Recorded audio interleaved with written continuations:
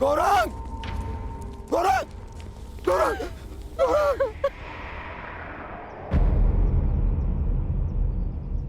मेरे गौरांग की तुमने हत्या कर दी, हत्या कर दी तुमने मेरे गौरांग की धनुर्धर।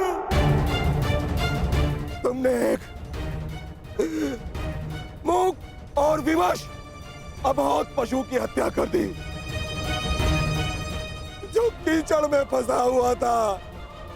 तुमने महापाप किया है धनुर्धर।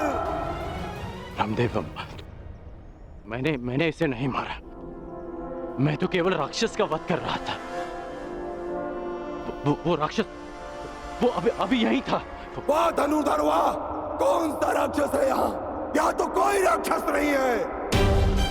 अपने आप को निर्दोष सिद्ध करने के लिए असत का सहारा मत लो धनुर्धर।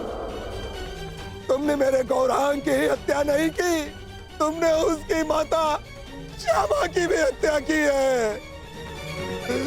तुमने सिर्फ उसकी मां की ही नहीं, मेरे परिवार के सदस्य की भी हत्या की है धनुर्धर।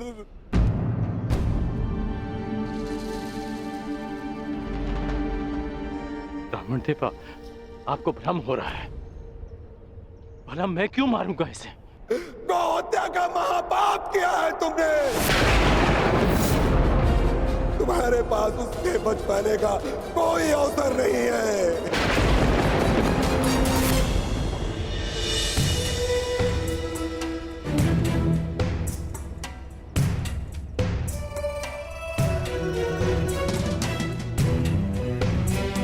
ये तो वही पुष्पहार है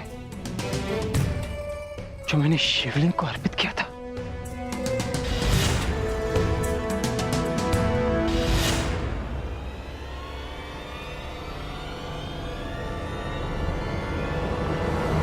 प्रभु,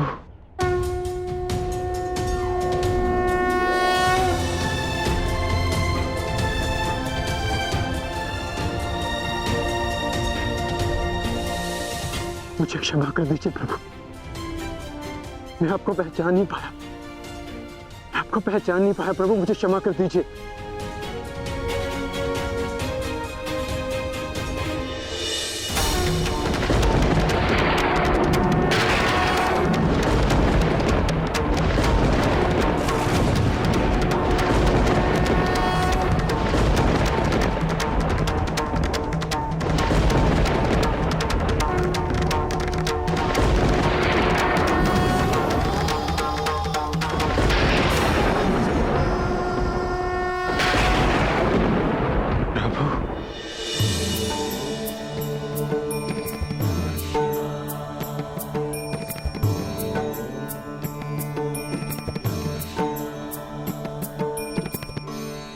उठो वध। क्षमा कीजिए प्रभु, मैंने आपकी आराधना भंग कर दी। क्योंकि यही उचित था। मनुष्य की सबसे बड़ी आराधना उसका कर्तव्य का पालन होता है अर्जुन, जो तुमने भली भांति किसी और के प्राणों की रक्षा के लिए तुमने अपनी तपस्या भंग, अर्थात तुम अपने कर्तव्यों को भली भांति जानते। मैं केवल यह देखना चाहता था कि तुम पशुपतास्त्र के योग्य हो या नहीं, इसलिए मुझे तुम्हारी परीक्षा लेनी पड़ी।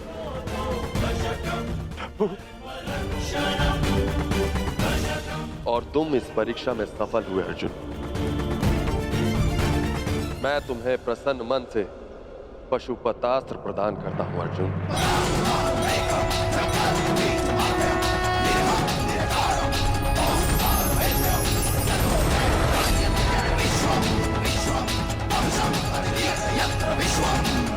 कल्याण हो।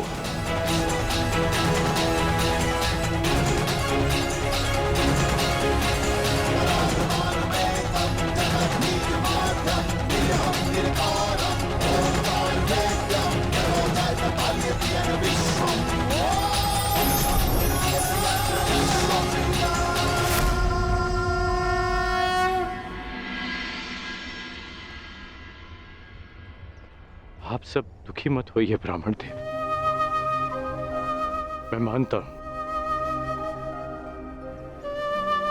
ये अनजाने में मुझसे पाप हुआ।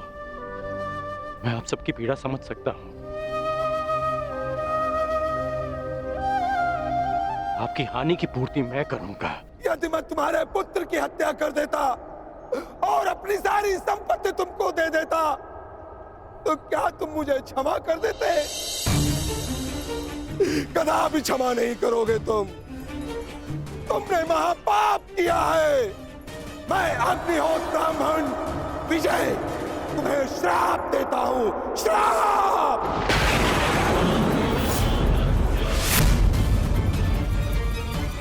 किस प्रकार तुमने कीचड़ में फंसे हुए मेरे असहाय बछड़े को मारा है, उसी प्रकार तुम भी एक दिन पृथ्वी पे असहाय गिरे रहोगे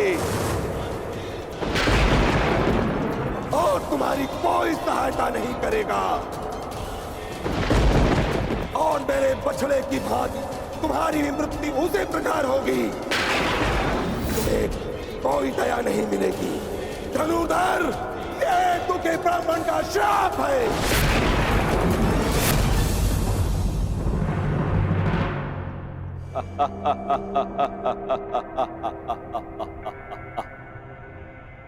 सूर्य पुत्र कर्ण, सूर्य पुत्र, अभिशापित कर्ण, अभिशापित।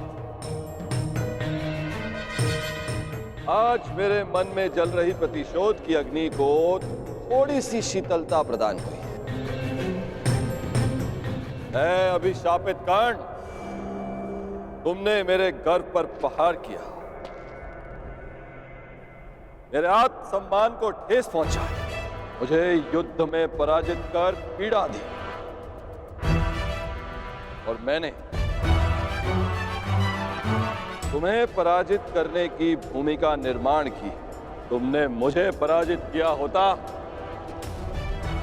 तो किसी स्थिति में मैं तुम्हें क्षमा कर भी देता, परंतु तुमने मेरे पुत्र अर्जुन के विरुद्ध खड़े होकर अपने जीवन की सबसे बड़ी भूल की है। जब तक तुम्हारा संपूर्ण विनाश नहीं हो जाता, तब तक ये देवराज इंद्र संतोष से विश्राम नहीं करे। धनुर्धर, मेरा श्राप कभी व्यर्थ नहीं जाएगा। गौ हत्या के पाप का दंड तुम्हें हमेशा डसता रहेगा, डसता रहेगा।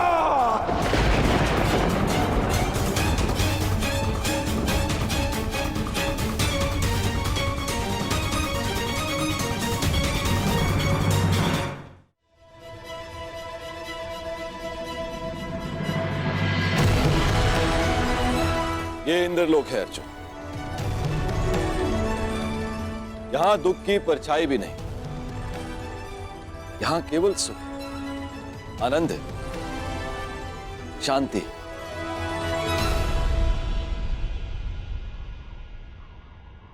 क्षमा कीजिए पितादे, मेरे भाई वहां पीड़ा भोगे और मैं यहां आनंद करूं, ऐसा कैसे हो सकता है?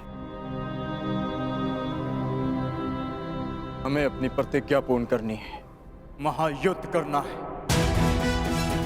स्त्री के अपमान का प्रतिकार करना है मुझे। अर्जुन, उस प्रतिकार को पूर्ण करने के लिए तुम्हें कुछ दिव्य अस्त्र की आवश्यकता पड़ेगी अर्जुन।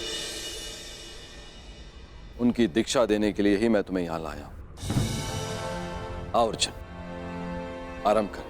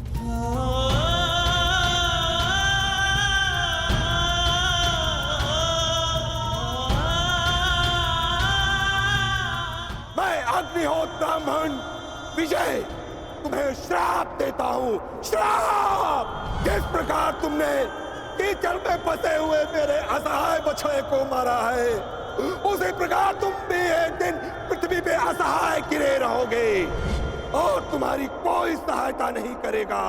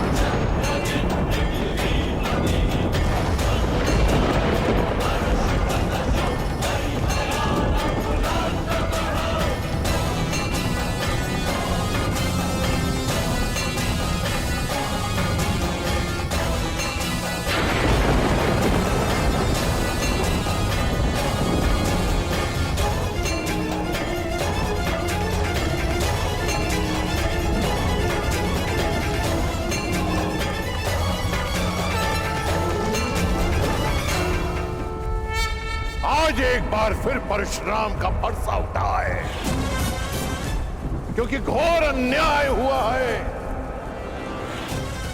मेरे शिष्य को अकारणी श्राप दिया गया है।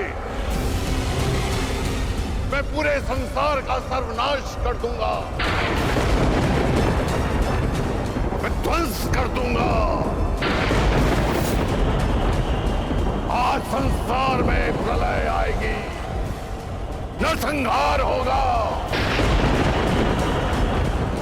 21 बार इस धरा को क्षत्रिय विहीन कर देने वाला परशुराम एक बार फिर इस धरा को मानव विहीन कर देगा।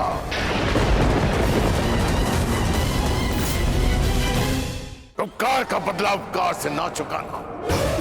ऐसे मानव जाति को जीवित रहने का कोई अधिकार नहीं देगा परशुराम। नहीं गुरुदेव, नहीं।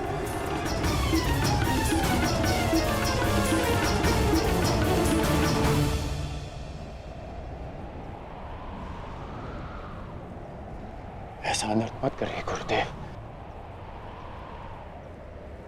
शांत हो जाइए।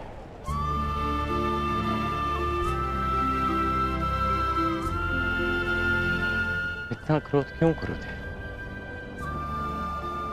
मुझे तो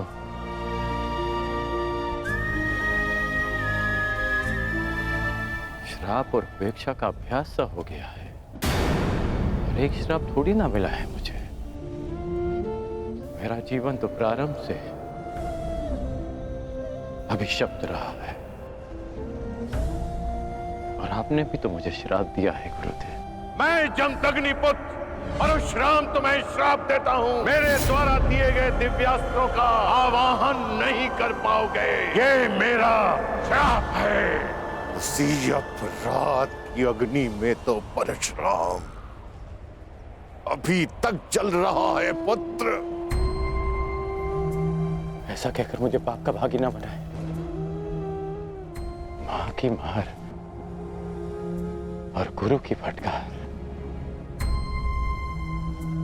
जीवन में इससे बड़ा प्रसाद नहीं हो सकता। और वैसे भी गुरुदेव, कोई भी श्राप और कोई भी पीड़ा मेरे भाइयों की मृत्यु से अधिक नहीं हो सकती।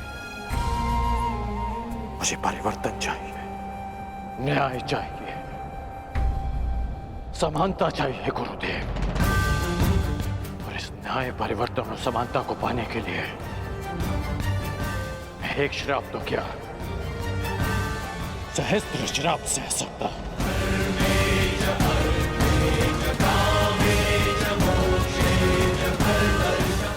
कोई श्राप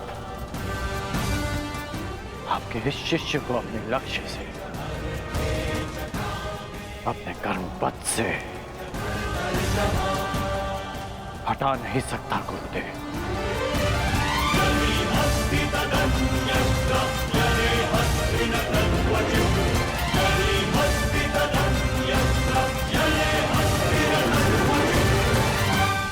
लोह को भी अधिक ताप में रखा जाए तो वो भी पिघल जाता है।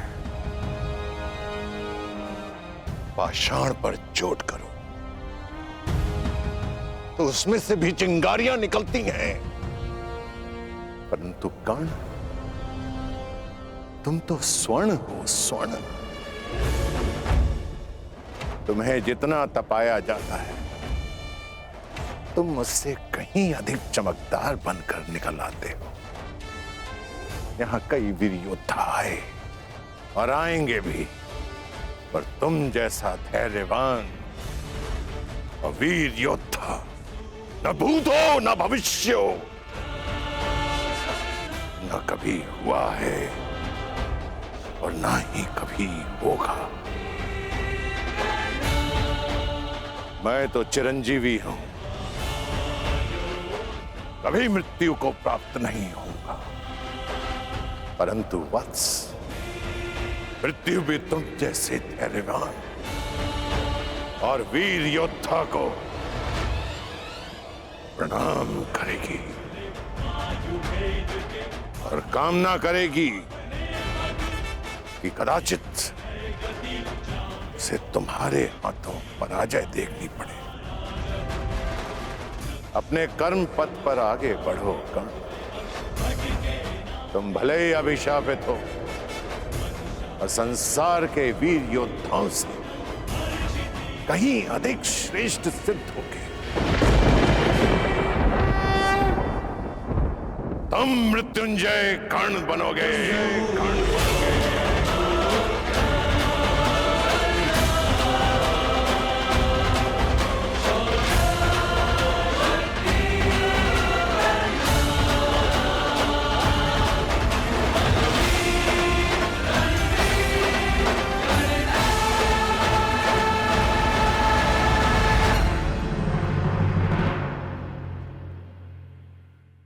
अभिशापित हो और संसार के वीर योद्धाओं से कहीं अधिक श्रेष्ठ सिद्ध होगे।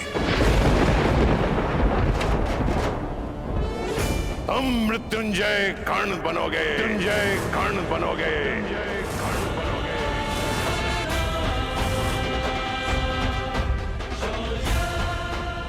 आज तक इतिहास मनुष्य को मिले वरदान को स्मरण करते आया है, परंतु तुम्हारा श्राप वरदान से कहीं अधिक स्मरणीय रहेगा इतिहास में। जो महायुद्ध होगा उसमें तुम्हारा श्राप सबसे अधिक स्मरणीय रहेगा। मनुष्य वरदान पाकर भी विजय पथ की ओर नहीं बढ़ पाते, परंतु तुम अभिशप्त होकर भी निर्भय विजय पथ पर आगे बढ़ोगे कर्ण।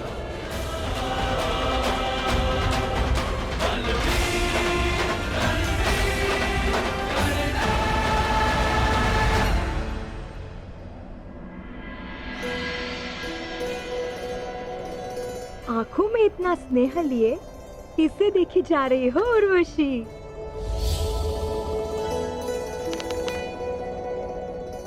उस वीर को क्या तेज है उसके मुख पर और बाजुओं में कितना बल। ये कौन से देवता है? ये देवता नहीं, ये देवराज इंद्र के पुत्र है, अर्जुन। अर्जुन?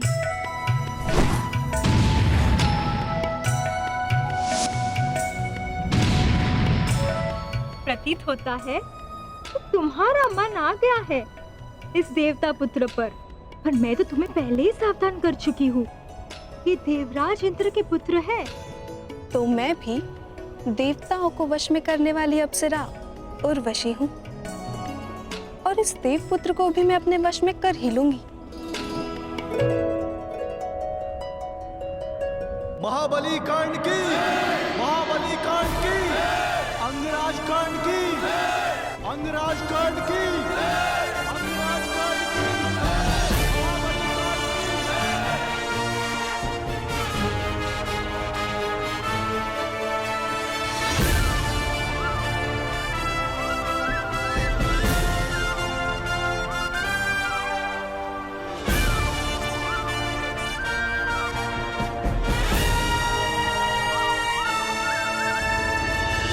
पिता महाराज, हस्तिनापुर ने आज दिग्विजय प्राप्त कर ली है,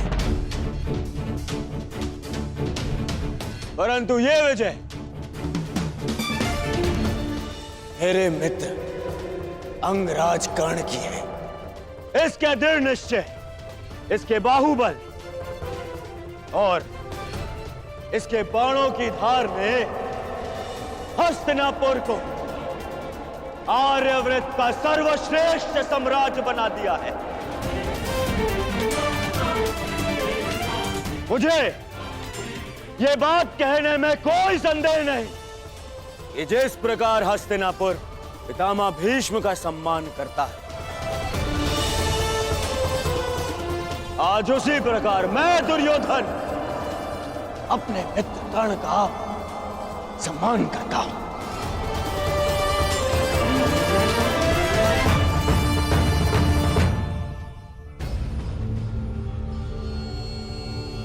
मैं तो ये तक कहूंगा कि मेरा मित्र कर्ण है तो मैं सनात हूं, और वो नहीं तो मैं अनाथ हूं। महाराज की जय हो।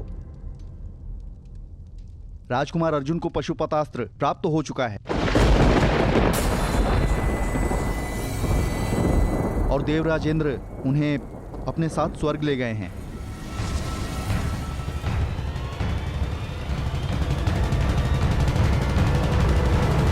जो शक्ति तुमने इस दिग्विजय से प्राप्त की है पुत्र, उसका तोड़ केवल एक पशुपतास्त्र में मिल गया है अर्जुन को। अब यदि युद्ध हुआ तो बहुत भयंकर होगा। पांडव अपना प्रतिशोध लेंगे पुत्र, पांडव अपना प्रतिशोध लेंगे। तो हम क्या युद्ध से भयभीत हैं पिताश्री? नहीं, मैं युद्ध से भयभीत नहीं हूं पुत्र। मैं उन प्रतिज्ञा से भयभीत हूं जो उन पांडवों ने ली है। मैं देख नहीं सकता पुत्र, परंतु 12 वर्षों से हर रात्रि मेरे स्वप्न में मुझे द्रौपदी का वो श्राप सुनाई देता है। ऐसा प्रतीत होता है कि जैसे वो अग्निसुता अपने दोनों हाथों में अग्नि लिए हस्तिनापुर की ओर बढ़ रही है पुत्र। वो किसी भी क्षण हम सबको भस्म कर देगी, भस्म कर देगी। हमारे पास भारत की सबसे बड़ी सेना है। ये भयभीत होने का समय नहीं है। तो ये उत्सव मनाने का भी समय नहीं है पुत्र। मैं ये युद्ध होने नहीं दे सकता। पांडवों का वनवास समाप्त होने वाला है पुत्र। कुछ करो, गुप्तचर भेजो, यदि आवश्यकता पड़े तो स्वयं जाओ, परंतु उन पांडवों का अज्ञातवास प्रारंभ होते ही उन्हें पकड़कर वनवास भेज दो। हस्तिनापुर और मेरे पुत्रों की सुरक्षा के लिए उन पांडवों का सदा के लिए वनवासी हो जाना ही अधिक श्रेयस्कर है पुत्र। महाराज अब व्यर्थ में भयभीत हो रहे हैं। हमारे पास विशाल सेना है। भारत के सभी महारथी या तो हमारे मित्र हैं या हमारे अधीन। हमारे पास योग्यता है, इतना बल है, फिर क्यों ना करें युद्ध? क्यों न संसार को सिद्ध कर दे कि हस्तिनापुर ने पांडवों का राज्य बल से जीता है, युद्ध के छल से नहीं। माना सभी महारथी तुम्हारे अधीन है कर्ण, परंतु मैं भाग्य को भी अपने पुत्र के अधीन होते देखना चाहता हूं। मैं भाग्य को कोई अवसर नहीं देना चाहता और ना ही उन पांडवों को।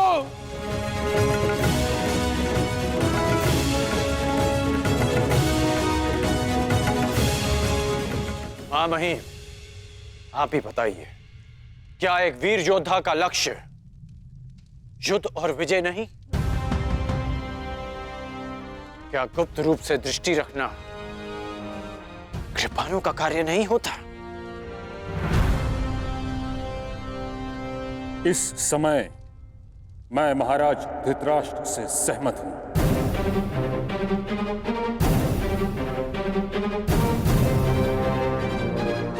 हमें शीघ्र ही पांडवों का पता लगाकर उन्हें पुनः वनवास पर भेज देना चाहिए।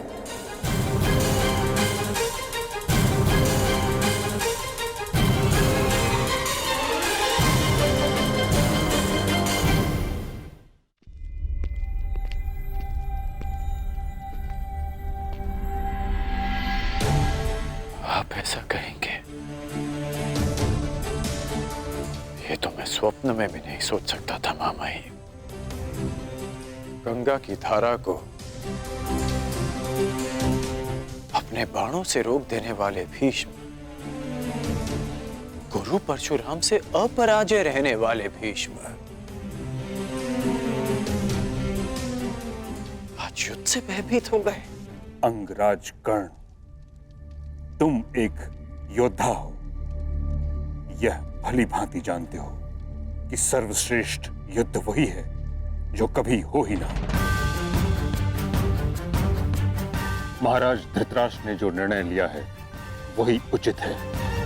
मैंने हस्तिनापुर की सुरक्षा का प्रण लिया है, जिसमें हस्तिनापुर की निर्दोष प्रजा के साथ साथ उसकी सेना भी सम्मिलित है। सबके पास मेरी भांति इच्छा मृत्यु का वरदान नहीं। यदि बिना युद्ध के वो सुरक्षित रह पाते हैं तो यही श्रेष्ठ है और इसमें कोई अन्याय नहीं, क्योंकि नियम यही था। यदि अज्ञातवास में पांडव पहचाने गए तो उन्हें पुनः वनवास पर जाना होगा। परंतु मैंने 12 वर्षों तक जो शक्ति एकत्रित की है वो युद्ध के लिए की है, हस्तिनापुर की सुरक्षा के लिए की है। शक्ति की सृजन का अर्थ ये नहीं कि उसे यूं ही व्यर्थ जाने दिया जाए। तुम्हारे एक अधूरे द्वंद्व को पूर्ण करने के लिए हस्तिनापुर के अस्तित्व की बलि नहीं दी जा सकती।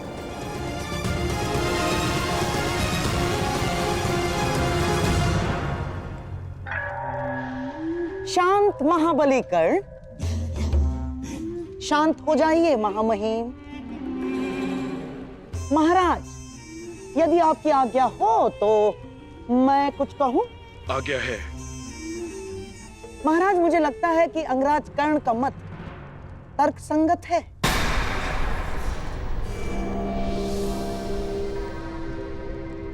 हमें युद्ध के लिए प्रस्तुत हो ही जाना चाहिए महाराज, क्योंकि यही योद्धाओं के लिए उचित होगा। मामा श्री, अब हाँ मेरे प्यारे सम्राट, कर्ण बिल्कुल उचित कह रहा है। और क्या हस्तिनापुर की शक्ति पर तुम्हें तनिक भी विश्वास नहीं? अपनी गदा पर, दुशासन के बाहुबल पर, अंगराज के तेज पर, गुरु द्रोणाचार्य के धनुर्ज्ञान पर और महामहिम के प्रहार पर तुम्हें तनिक भी विश्वास नहीं है दुर्योधन? इन सब वीरों के रहते यदि हमने कायरों की भांति पांडवों को वन में भेज दिया तो क्या लाभ?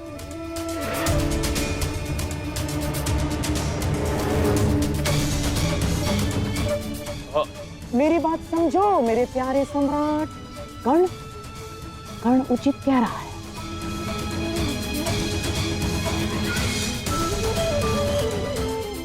इतिहास हमें युद्ध में छल करने वाला कृपण समझे, उससे अधिक श्रेयस्कर। इतिहास हमें युद्ध में वीर गति प्राप्त करने वाला वीर समझे।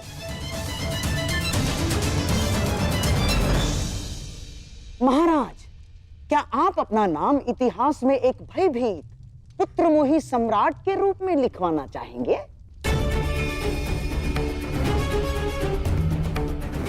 बारह वर्ष महाराज, 12 वर्ष मैंने कर्ण के समक्ष रहकर बिताए हैं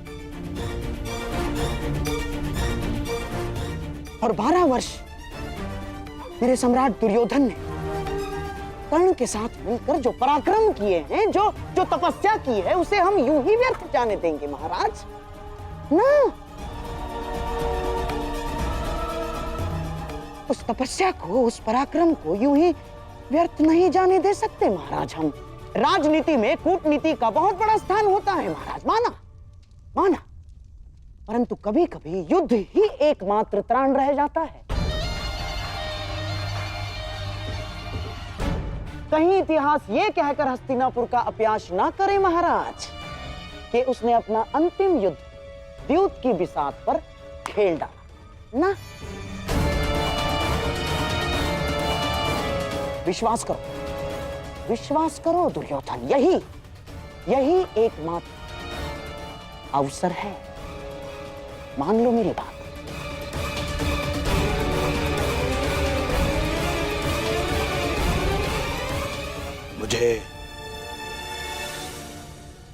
मुझे स्वीकार है।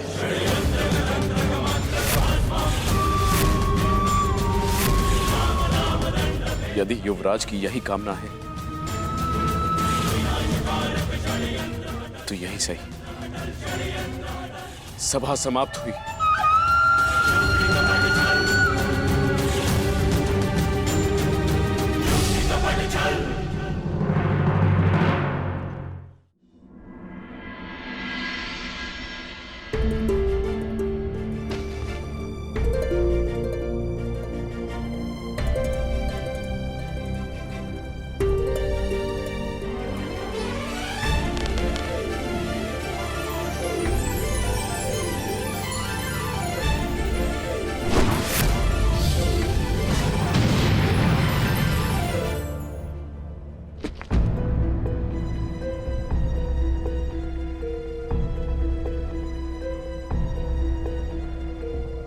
मेरा तुनीर कहाँ गए?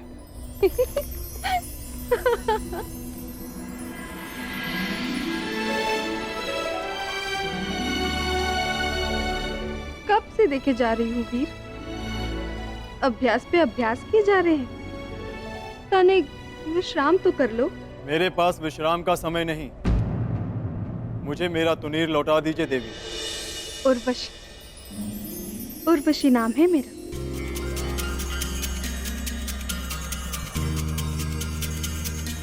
देवलोक की प्रधान अप्सरा हूँ मैं। हम स्वर्ग भ्रमण पर जा रहे हैं, आप भी चलिए। क्षमा चाहता हूँ देवी, मैं यहाँ स्वर्ग भ्रमण के लिए नहीं आया। मैं यहाँ इसलिए आया क्योंकि मुझे कुछ पापियों को नरक का मार्ग दिखाना है। शीघ्र अपना अभ्यास समाप्त करके मुझे अपने भ्राताओं के पास जाना है।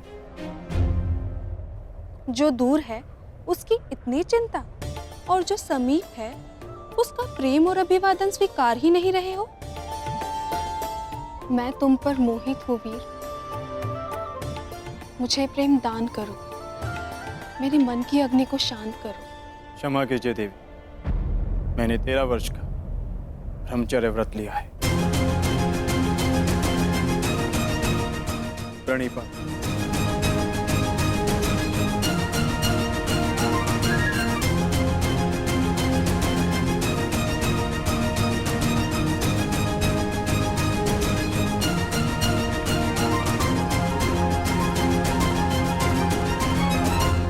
पाना तनिक कठिन है वीर, और यदि लक्ष्य जितना कठिन हो उसे पाने का आनंद दुगना हो जाता है।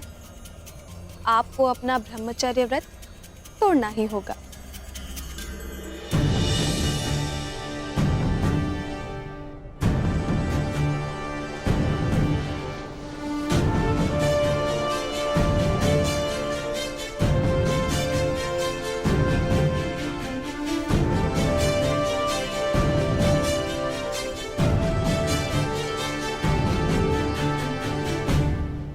सागर की लहरों का स्वर सुन रहे हैं मामही? युद्ध की रणभेदी सुनाई दे रही है ना आपको? आप कितना भी प्रयास कर लीजिए इस युद्ध को रोकने का, परंतु हस्तिनापुर के द्वार पर 12 वर्ष पूर्व ही युद्ध का शंखनाद हो चुका है। हाँ, जानता हूं। इसी कारण इस युद्ध को रोकने का प्रयास कर रहा हूं। राज्यसभा में मैंने इस युद्ध का विरोध इसलिए किया क्योंकि बात सिर्फ हस्तिनापुर की सुरक्षा की नहीं। यदि युद्ध हुआ तो आपको युवराज दुर्योधन का साथ देना पड़ेगा, और आप नहीं चाहते कि आपको पांडवों के विरुद्ध अस्त्र उठाने पड़े, और आप ये भी नहीं चाहते कि भाई भाई के विरुद्ध शस्त्र उठाए। हाँ, मैं नहीं चाहता कि भाई भाई पर शस्त्र उठाए, क्योंकि इस युद्ध से विनाश के अतिरिक्त कुछ नहीं मिलने वाला। मिलेगा, अवश्य मिलेगा मामही। परिवर्तन, न्याय, अधिकार मिलेगा जो इसके योग्य होगा। युद्ध तो होकर रहेगा मामा, युद्ध तो होकर रहेगा मामा।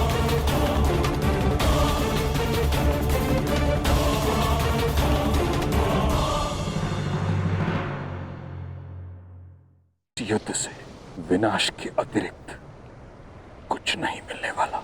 युद्ध तो होकर रहेगा मामा। निसंदेह मैं आपकी पीड़ा और आपका तर्क समझ सकता हूं, परंतु मैं ये नहीं समझ पा रहा कि जिस गांधार नरेश शकुनी ने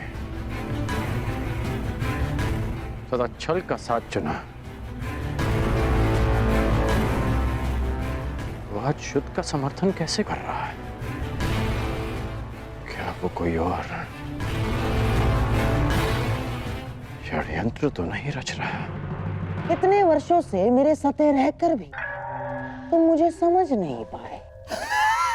क्या है दुर्योधन, कभी कभी चौसर में अपने स्वयं के मेरु को ही पकड़वाना पड़ता है। सभा में मैंने जो कुछ भी कहा वो मेरे शब्द थे और उनके अर्थ कुछ और थे। जैसे हाथी के दांत खाने के कुछ और दिखाने के कुछ और।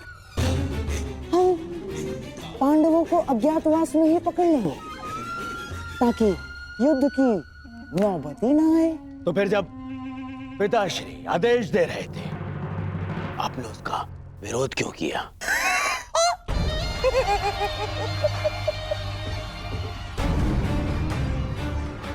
अपने विरोधियों को धराशायी करने के लिए मेरे प्यारे सम्राट। हमारे पक्ष में विरोधी? हाँ, हमारे पक्ष में विरोधी। जैसे लाक्षागृह की योजना उस विदुर ने बिगाड़ दी, और जैसे द्यूत क्रीड़ा का छल तोड़ने पर उतारू था तुम्हारा मित्र कर्ण। हाँ, हमारे पक्ष में कई सारे ऐसे हैं जिन्हें न्याय और धर्म का मद है, और यदि सभा में मैं महाराज का विरोध नहीं करता तो ये महामहिम भीष्म, महात्मा विदुर, अंगराज कर्ण और गुरु द्रोणाचार्य, ये सारे हमारी मंशा में बाधा बन जाते। और इसीलिए आपने उन्हें मौन कर दिया। हाँ।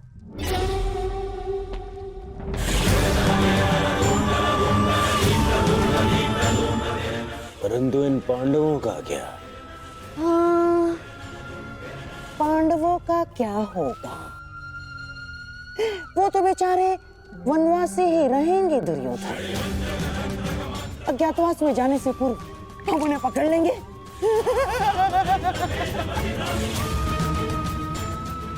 जिस युद्ध के लिए अर्जुन दिव्यास्त्र ला रहा है वो कभी होगा ही नहीं।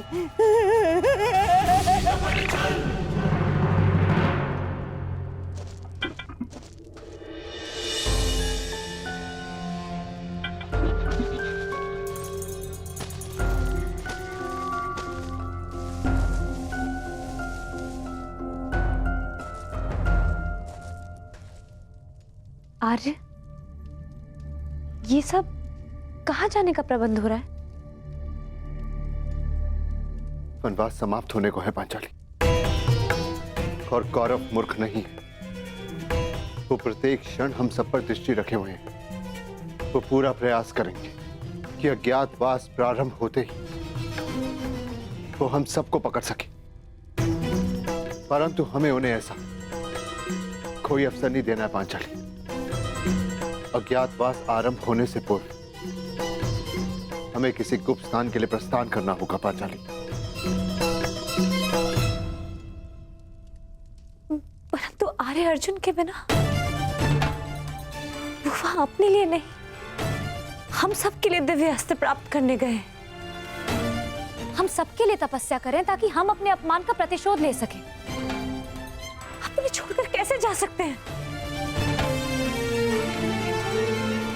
मैं भी अर्जुन को छोड़कर यहां से नहीं जाना चाहता हूं पांचाली,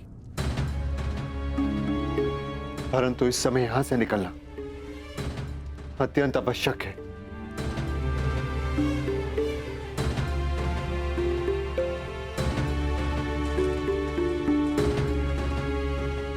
यदि ऐसा है तो आप जा सकते हैं।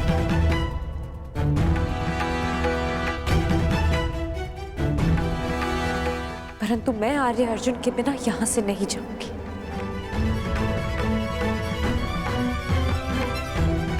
भले ही मुझे 12 वर्ष का वनवास पुनः क्यों न काटना पड़े।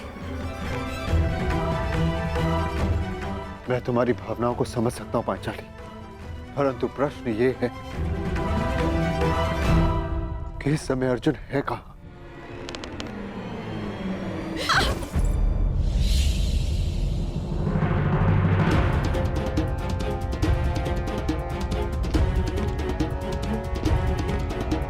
देवी, देवी, देवी उर्वशी, आंखें खोलिए, आंखें खोलिए देवी।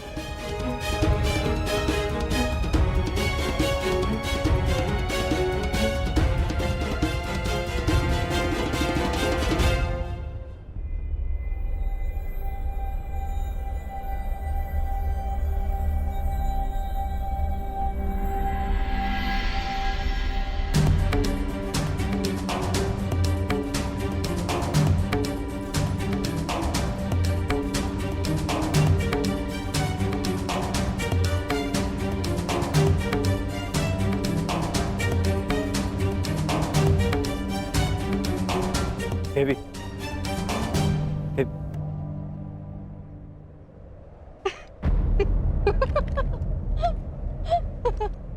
आप हंस क्यों रहे हैं? एक ब्रह्मचारी का ब्रह्मचर्य टूटते देखा तो अपना हाथ से रोक ही नहीं पाए। बस एक स्त्री को छूकर तुम्हारा ब्रह्मचर्य व्रत तो टूट गया वीर। अब तो मेरा हृदय मत तोड़ो, मुझे प्रेम दान दो। असंभव। रुको अर्जुन,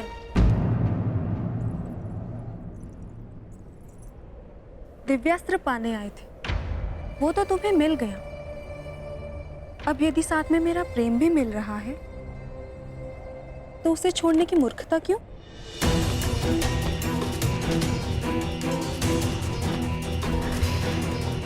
मुझे पाने के लिए बड़े बड़े महर्षियों ने अपना तप छोड़ा है और तुम मुझे छोड़ रहे हो।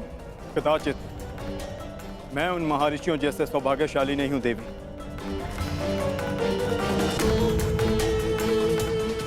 मुझे केवल महायुद्ध की रणभेरी सुनाई देती है। अपने बाणों से शैया पर लेटे शत्रु के शव दिखाई देते हैं। सावधान अर्जुन, तुमने स्वर्ग की सबसे सुंदर अप्सरा की कामना पूर्ति करना अस्वीकार किया है। मैं तुम्हें श्राप देती हूँ अर्जुन कि तुम इसी क्षण जीवन भर के लिए नपुंसक हो जाओगे।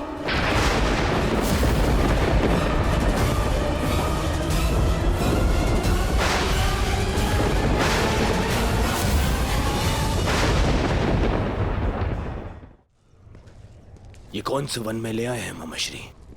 यहाँ ना कोई व्यक्ति है, ना कोई मार्ग है। ऐसे ही मार्गों से जीवन का प्रकाश मिलता है दुर्योधन। मैं तुम्हें ऐसी जगह लाया हूँ जहाँ तुम्हें पांडवों के त्राण का मार्ग मिलेगा। यहाँ वन में कहाँ त्राण मिलेगा मामाश्री? बोलते बहुत हो दुर्योधन, शांत रहो और देखते जाओ। चलिए आओ।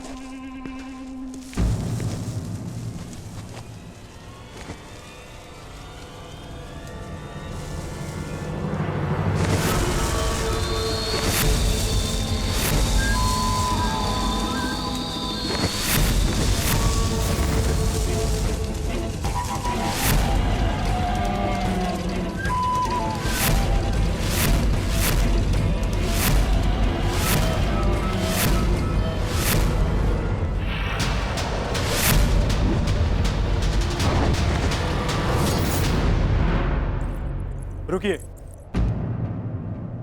शाप देने से पूर्व आपने मेरे अस्वीकार करने का कारण नहीं जाना, परंतु मैं आपको बताना चाहूंगा। वर्षों पूर्व मेरे पूर्वज श्री पुरुरव से आप विवाह कर चुकी हैं। इस नाते आप मेरी माता समान हो।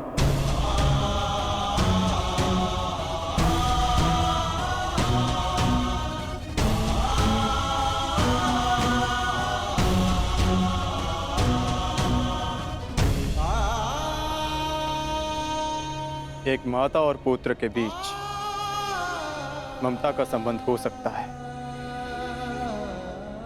वासना का नहीं। फिर भी आप मेरी माता समान हैं। यदि आपने शाप दिया तो मैं प्रसाद समझकर स्वीकार करता हूं।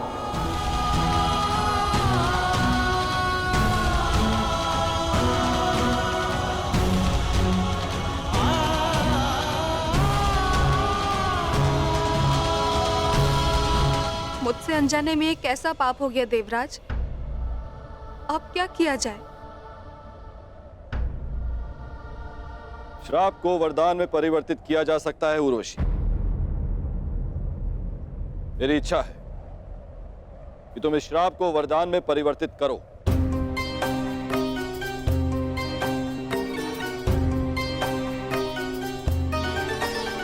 मनुष्य का जीवन काल एक वर्ष के समान होता है।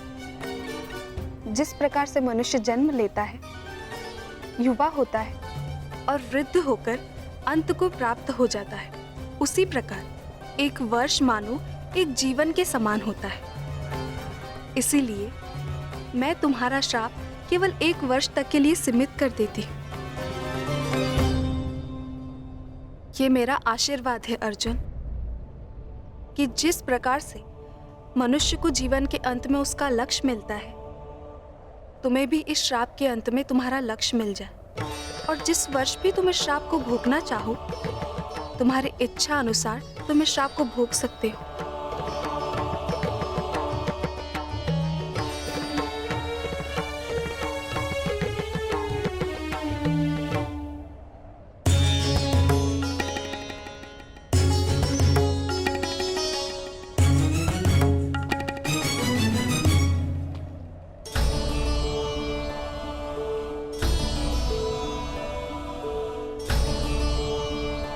विजयी भाव।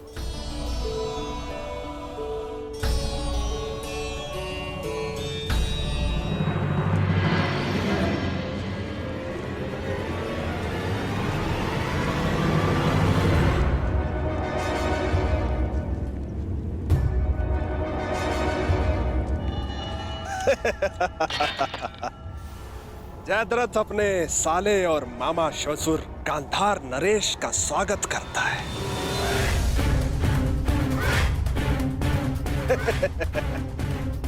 अरे जीजा जी आप यहाँ? हाँ साले श्री, मैं बिना सूचना दिए अवश्य आए हैं जामाता श्री, परंतु बिना कारण के नहीं ना, क्योंकि इस समय मेरे दुर्योधन को आपके अर्थात उसके बहनोई से तुरंत सहायता की आवश्यकता है। ऐसी क्या सहायता की आवश्यकता पड़ेगी मामा श्री? आवश्यकता है जामाता श्री, क्योंकि मेरे दुर्योधन के जीवन में सबसे बड़ा भय है पांडव, और उसका त्राण यही है कि वो सदा वन में रहे और कभी मेरे दुर्योधन को ललकारने ना आ सके। तो मैं इसमें क्या सहायता कर सकता हूँ? आप ही सहायता कर सकते हैं जामाता श्री, और कौन कर सकता है? पांडवों को अज्ञातवास में पकड़ना है।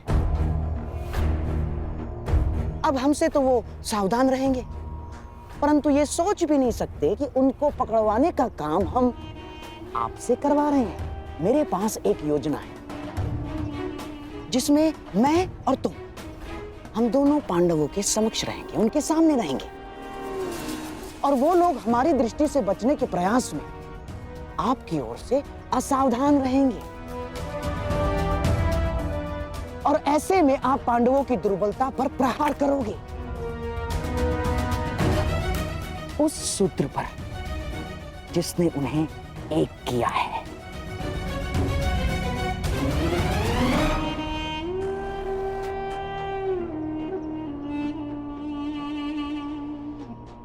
द्रौपदी,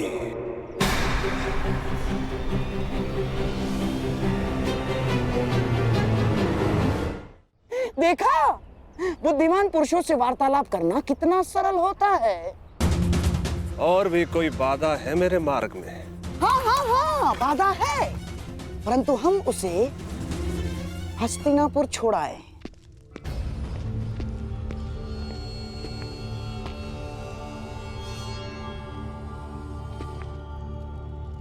युवराज दुर्योधन कहाँ गए? उनसे युद्ध के प्रबंध के लिए बाकी राजाओं को निमंत्रण देने के लिए आज्ञा पत्र लेना था। कहाँ गए वो?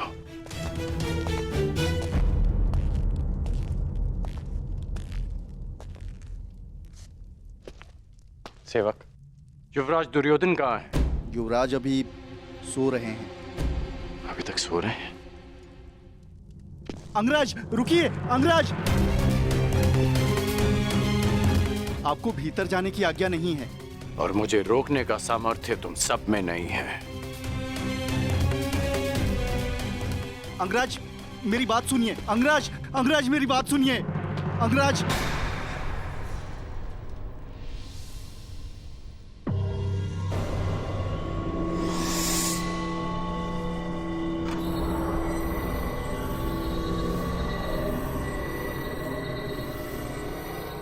कहाँ है युवराज? मैंने पूछा कहाँ है युवराज? वो सूर्योदय से पहले गांधार नरेश के साथ निकल गए। आदेश था किसी को कुछ न बताया जाए। मुझे क्षमा कर दीजिए अंगराज।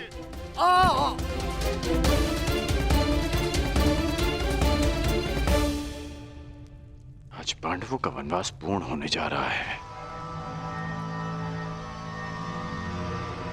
अज्ञातवास की पूर्व संध्या पर युवराज कहाँ जा सकते हैं?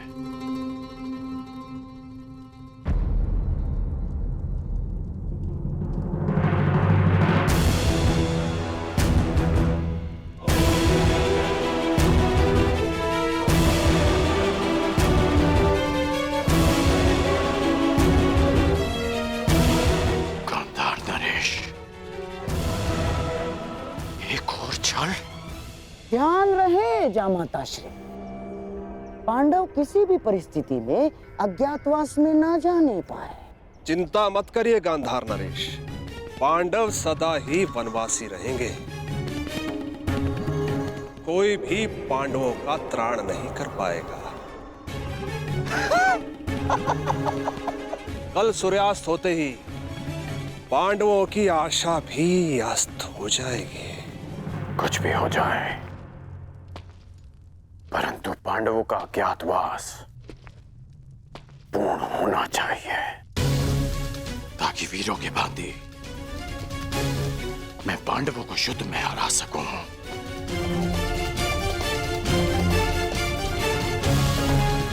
ताकि द्यूत सभा का कलंक मेरे और युवराज के माथे से सदा के लिए हट जाए।